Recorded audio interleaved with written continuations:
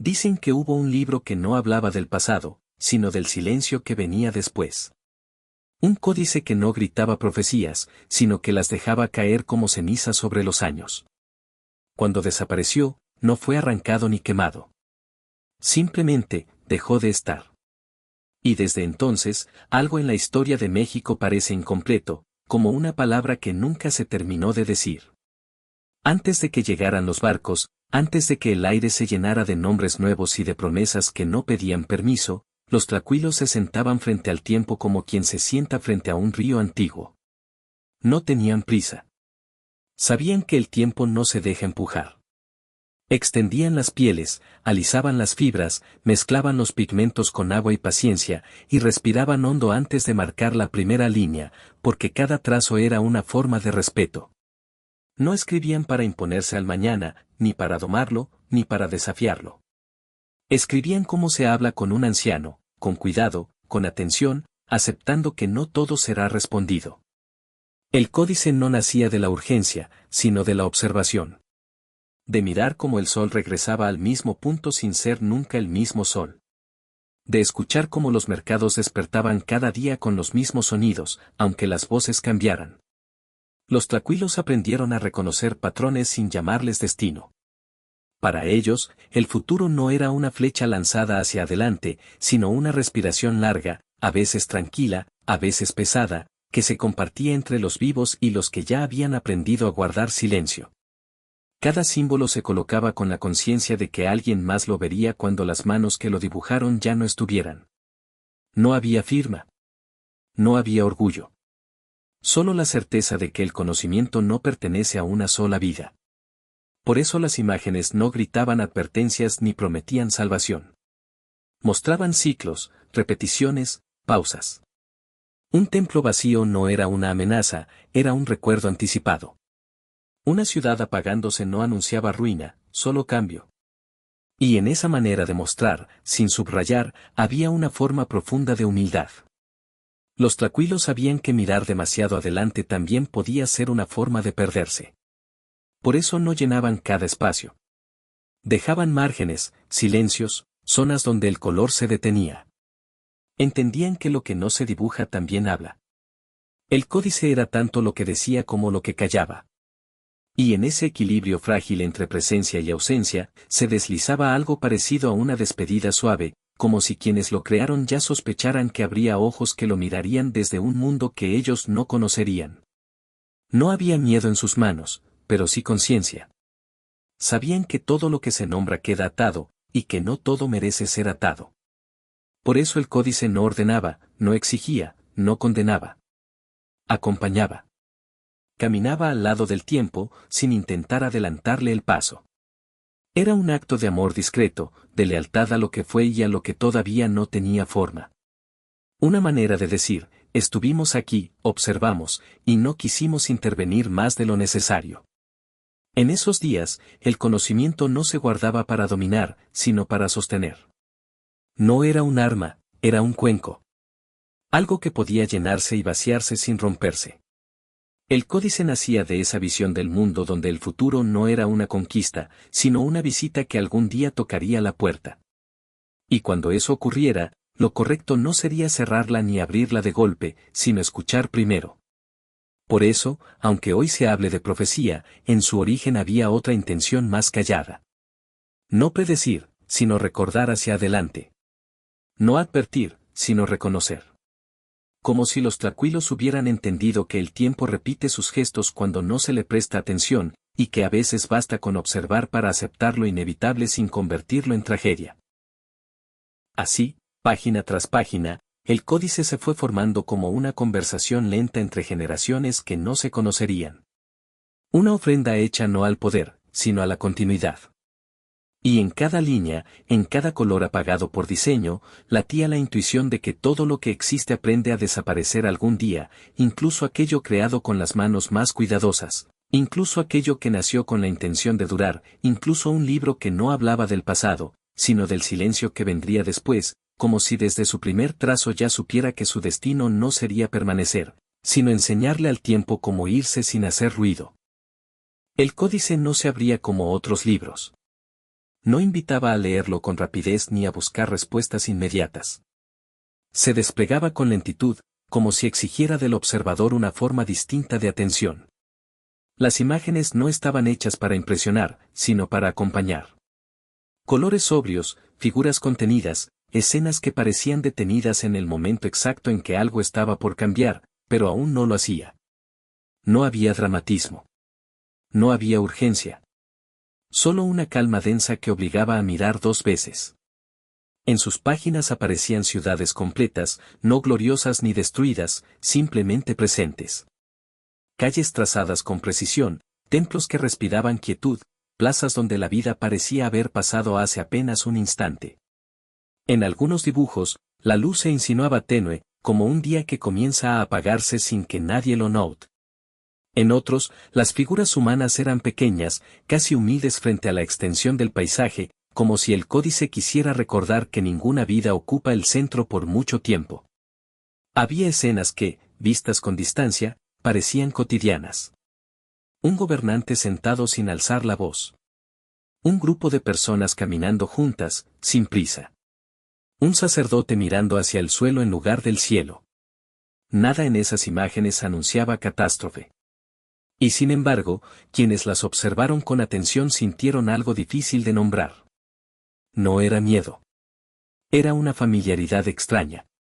La sensación de haber llegado a un lugar que ya había sido abandonado, aunque aún estuviera lleno. El códice no decía esto sucederá. Mostraba lo que ocurre cuando el tiempo avanza sin testigos atentos. En una página, un templo seguía en pie, intacto, pero las puertas estaban cerradas. En otra, una ciudad conservaba su forma, pero los mercados aparecían vacíos. No había fuego, no había sangre, no había caída violenta. Solo ausencia. Y esa ausencia era lo que más pesaba. Como si el verdadero cambio no necesitara ruido para cumplirse. Quienes lo vieron no usaron la palabra profecía. Dijeron reconocimiento. Porque las imágenes no parecían adelantarse al futuro, sino reflejar algo que ya estaba ocurriendo, lento y constante. El códice no advertía, simplemente señalaba. Como un espejo colocado frente al tiempo, mostrando no lo que vendría, sino lo que siempre regresa cuando nadie mira. Por eso inquietaba. Porque no ofrecía escapatoria ni consuelo. No prometía que las cosas podrían ser distintas. Solo mostraba que, una vez iniciados ciertos pasos, el camino se recorre completo. En algunas páginas, los rostros humanos estaban dibujados sin expresión exagerada. No había gritos, ni lágrimas, ni gestos de desesperación. Había miradas bajas, cuerpos quietos, manos juntas. Gestos pequeños que hablaban de decisiones silenciosas. De aceptar sin resistencia. De seguir por lealtad, incluso cuando la lealtad duele. En esos detalles, el códice parecía sugerir que las grandes transformaciones no siempre nacen de la violencia, sino del cansancio, de la repetición, de la renuncia que se aprende con el tiempo. Había símbolos que se repetían, no como advertencias, sino como recuerdos insistentes.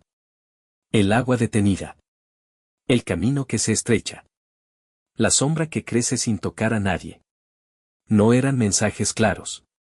Eran insinuaciones. Y esa falta de precisión era intencional. Porque el códice no buscaba ser entendido por completo, sino acompañado. Pedía paciencia, pedía silencio. Pedía aceptar que no todo debe ser explicado para ser verdadero. Con el paso de las páginas, la sensación se volvía más pesada, no por lo que mostraba, sino por lo que dejaba fuera. No aparecían invasores ni dioses extraños ni escenas de destrucción explícita. Eso vendría después, en otros relatos. Aquí, el cambio se sentía antes de tener nombre. Como una sombra alargándose al final del día. Como una despedida que aún no se pronuncia, pero ya se presiente en la forma en que alguien evita la mirada. Por eso, al cerrar el códice, quienes lo conocieron no sintieron alivio. Sintieron una quietud incómoda. La certeza de haber visto algo que no podía desverse. No porque fuera terrible, sino porque era inevitable. Como si el destino ya hubiera pasado una vez por ahí, dejando huellas suaves, casi invisibles, suficientes para que alguien atento pudiera reconocerlas sin necesidad de palabras, sin necesidad de gritos, sin necesidad de que el tiempo se explicara a sí mismo. Cuando las lenguas comenzaron a mezclarse y los dioses cambiaron de nombre, el códice no fue tratado como un objeto peligroso. Nadie lo señaló como una amenaza inmediata ni lo levantó como un desafío. Fue tocado con la misma cautela con la que se toca algo vivo. Quienes aún no conocían entendieron que su valor no estaba en lo que podía anunciar, sino en lo que había sido confiado a él. Por eso no se destruyó. Se guardó. No como se esconden las cosas por miedo, sino como se resguardan por respeto. Alguien lo tomó entre sus manos en un momento en que el mundo ya no respondía a las reglas conocidas. Tal vez era un guardián del templo, tal vez un anciano que había aprendido a leer los símbolos cuando todavía tenían sentido compartido. No sabemos su nombre. No quedó escrito. Y quizá esa fue la primera forma de protección. Porque el códice nunca perteneció a una sola persona. Era una responsabilidad, no una posesión. Algo que se carga sabiendo que no se verá su final. Ese alguien eligió un lugar donde el tiempo caminara despacio. No un sitio espectacular ni profundamente oculto, sino uno discreto, como suelen ser los lugares destinados a durar. El códice fue envuelto con cuidado, capa sobre capa, no para aislarlo del mundo, sino para acompañarlo en su espera. Cada gesto fue medido. No había prisa. Como si supiera que el verdadero peligro no estaba afuera, sino en el olvido apresurado. No hubo palabras solemnes ni promesas dichas en voz alta. El acto de esconderlo no fue un ritual público. Fue íntimo. Silencioso. Hecho con la convicción de que algunas cosas sobreviven mejor cuando nadie las observa. Tal vez pensó que el tiempo sabría reconocerlo cuando fuera necesario. Tal vez creyó que alguien más, en otro momento, entendería sin que hubiera que explicar nada. Esa confianza, depositada sin testigos, fue también una forma de despedida. Después, el mundo siguió avanzando. Nuevas historias ocuparon el espacio. Nuevas urgencias reclamaron atención. El nombre del códice dejó de pronunciarse con frecuencia. Y quien lo había guardado no volvió a buscarlo. No porque lo hubiera olvidado, sino porque entendió que volver demasiado pronto habría sido una forma de desobediencia. Hay esperas que no se miden en años, sino en silencios acumulados. Nadie preguntó por qué el códice no reaparecía. Tal vez porque hacerlo habría significado aceptar que algo se estaba perdiendo. Tal vez porque las preguntas también pueden desgastarse. Con el tiempo, el recuerdo del libro se volvió fragmento, susurro, una referencia incompleta en conversaciones que no siempre terminaban. No hubo una búsqueda formal. No hubo lamentos públicos. Solo una ausencia que se integró a la vida cotidiana, como tantas otras. En esa falta de insistencia había algo profundamente humano. No todo lo que se pierde se persigue. Algunas pérdidas se respetan. El códice comenzó a existir más en lo que no estaba que en lo que había sido. Y esa transformación fue lenta, casi amable. Como si el propio libro hubiera decidido retirarse sin causar ruptura, dejando atrás solo la sensación de que algo importante había pasado por ahí. Con el paso de los años, otros libros ocuparon su lugar. Otros relatos explicaron el mundo con más palabras, con más seguridad. Pero ninguno cargó ese mismo peso callado. Porque el códice no había sido creado para imponerse, sino para acompañar. Y al desaparecer, cumplió su última función sin ser visto. Enseñar que incluso lo sagrado puede elegir el silencio, que incluso lo cuidado con amor puede cansarse de esperar, que hay conocimientos que no se pierden por violencia, sino por fidelidad a su propio tiempo, como si desde el momento en que fue escondido ya supiera que su destino no era ser encontrado de nuevo, sino permanecer en algún punto invisible donde la memoria y el olvido se rozan sin hacerse ruido. Pasaron los años, y con ellos llegaron nuevas formas de nombrar el mundo, pero el recuerdo del códice no desapareció del todo. No permaneció como un objeto claro, sino como una sombra leve que a veces cruzaba la memoria sin avisar. No había certezas, solo murmullos. Alguien decía haber visto un fragmento, Otro juraba haber reconocido un símbolo en un lugar donde no debía estar. Ninguno hablaba con seguridad. Lo hacían con cuidado, como si levantar demasiado la voz pudiera romper algo frágil que aún no terminaba de asentarse. Las apariciones nunca fueron completas. Nadie volvió a ver el códice entero. Solo restos. Un dibujo repetido en un sueño que se parecía demasiado a una página antigua. Una fecha escrita en un margen que coincidía con un suceso que aún no ocurría. Un gesto, una forma, una disposición del espacio que provocaba una sensación de reconocimiento difícil de explicar. No era revelación. Era eco. Como si el libro siguiera hablando, no desde un lugar físico, sino desde la memoria dispersa de quienes no sabían que lo estaban escuchando. Quienes tuvieron estas experiencias no se sintieron elegidos ni amenazados. No hubo visiones grandiosas ni mensajes claros. Lo que quedó fue una incomodidad serena. Una tristeza suave que no pedía atención, pero tampoco se iba. No era miedo lo que despertaba el recuerdo del códice, sino la certeza de que algo importante había sido visto demasiado tarde o demasiado pronto. Una sensación parecida a reconocer una despedida cuando ya se ha dado. En algunos pueblos, ciertos símbolos comenzaron a reaparecer sin explicación. No en libros, sino en bordes de muros, en tejidos, en la manera en que alguien acomodaba objetos cotidianos. Nadie decía que provenían del códice, pero quienes sabían mirarlo sentían una coincidencia excesiva. Como si las manos repitieran lo que la memoria aún conservaba, incluso sin entenderlo. No era copia consciente. Era persistencia. También hubo quienes dijeron haber sentido el peso del códice antes de que algo ocurriera. No como advertencia, sino como presentimiento. Una quietud extraña en el aire. Una pausa prolongada en conversaciones habituales. Un cansancio colectivo que no tenía causa visible. Después, cuando el evento llegaba, pequeño o grande, alguien recordaba aquella sensación y la unía al libro desaparecido, no con miedo, sino con resignación. El códice, en su ausencia, no se volvió más poderoso. Se volvió más íntimo. Ya no pertenecía a custodios ni a sabios. Se filtró en la experiencia común, en los gestos mínimos, en la forma en que algunas personas aceptaban los cambios sin resistencia. No inspiraba rebelión ni devoción. Inspiraba reconocimiento. La aceptación silenciosa de que ciertas cosas no pueden evitarse, solo atravesarse con dignidad. Hubo intentos de explicar estos fragmentos, de ordenarlos, de encontrar una lógica que los uniera. Pero cada intento se disolvía con rapidez. El códice no respondía a métodos nuevos. No se dejaba clasificar ni traducir por completo. Cada fragmento aparecía aislado, sin continuidad clara, como si resistiera cualquier intento de reconstrucción total. Y esa resistencia no se sentía hostil. Era firme, tranquila, definitiva. Con el tiempo, muchos dejaron de hablar del códice por cansancio, no por olvido. Hablar de él implicaba aceptar una pérdida que no tenía responsable visible. No hubo saqueo confirmado ni destrucción documentada. Solo una retirada progresiva.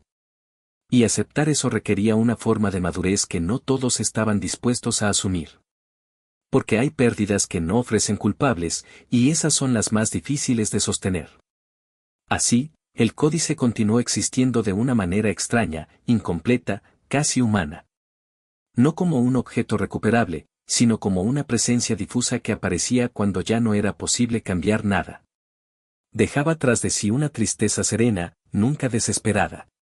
La de saber que incluso lo sagrado puede cansarse de esperar, que incluso el conocimiento, cuando no encuentra su momento, aprende a retirarse sin romper nada, sin hacer ruido, dejando solo la impresión persistente de haber pasado por ahí y de haber sido comprendido demasiado tarde. Hoy, cuando se intenta nombrar el lugar del códice, no hay punto fijo que señalar. No aparece en inventarios antiguos ni en listas incompletas de objetos perdidos. No fue reclamado por nadie con autoridad suficiente para exigir su regreso. Su ausencia no tiene coordenadas. Y sin embargo, pesa. Pesa como pesan las cosas que alguna vez existieron con claridad y luego se disolvieron sin explicación. No se le busca con la urgencia de un tesoro, sino con la cautela de quien sabe que encontrarlo podría no traer alivio. En archivos, museos y colecciones privadas, el espacio que podría haber ocupado está lleno de otras cosas. Manuscritos bien conservados, fragmentos rescatados, objetos etiquetados con fechas precisas. Todo está ahí, ordenado, accesible, explicado. Pero el códice no pertenece a ese orden. Su falta se nota no por lo que deja vacío físicamente, sino por lo que interrumpe en la continuidad. Como una frase detenida a mitad de camino, que obliga a releer todo lo anterior con una atención distinta. A veces se dice que quizá fue destruido, que no sobrevivió a los siglos de transformación y pérdida. Otras veces se sugiere que aún existe, guardado en algún lugar donde el tiempo no tiene prisa. Ninguna versión logra imponerse. Porque el códice, incluso ausente, se resiste a quedar atrapado en una explicación única. No pide ser resuelto. No busca un cierre. Su fuerza está precisamente en esa indefinición que incomoda sin herir. Hay quienes aseguran que el códice sigue vivo en la forma en que se cuentan ciertas historias. En pausas largas. En finales abiertos. En la manera en que algunos relatos mexicanos evitan el énfasis y prefieren el rodeo. No como influencia directa, sino como herencia invisible. Un modo de entender que no todo debe ser dicho para ser verdadero, que a veces la omisión guarda más respeto que la claridad absoluta. El códice tampoco está enterrado con los muertos, ni expuesto a los vivos. No ocupa un lugar solemne. Habita una zona intermedia, parecida a la memoria colectiva cuando se vuelve cansada. Esa memoria que ya no lucha por conservarlo todo, pero tampoco está dispuesta a soltar por completo. Una memoria que acepta la pérdida como parte del camino, no como derrota.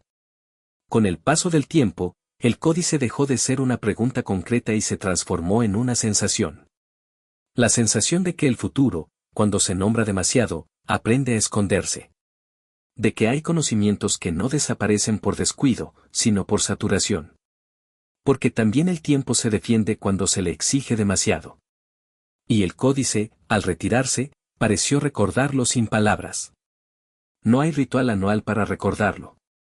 No hay fecha establecida para lamentar su desaparición. Y quizá eso sea lo más coherente con su naturaleza. Fue creado sin estridencia, vivido sin imposición, perdido sin escándalo. Su ausencia no grita injusticia. Susurra continuidad. La idea de que algo puede ser profundamente importante sin necesitar permanecer visible. A veces, en conversaciones tranquilas, alguien menciona el códice casi sin querer. No como un misterio por resolver, sino como una presencia que acompañó a generaciones sin hacerse notar. Y al mencionarlo, no se busca despertarlo ni llamarlo de vuelta. Se le nombra como se nombran las cosas que ya cumplieron su función. Con gratitud discreta. Con respeto silencioso. Así, el códice permanece fuera del alcance, no porque esté lejos, sino porque ya no pertenece al mundo de los objetos. Se ha integrado a una forma de mirar, a una aceptación profunda de los ciclos, a una relación menos ansiosa con lo que vendrá. No enseña. No advierte. No consuela. Solo existe en su ausencia, recordando que hay historias que no desaparecen para ser olvidadas, sino para recordarnos que el futuro, cuando se insiste demasiado en atraparlo, encuentra siempre la manera de apartarse, de permanecer intacto en algún lugar donde la mirada no llega, donde el silencio sigue teniendo espacio para respirar.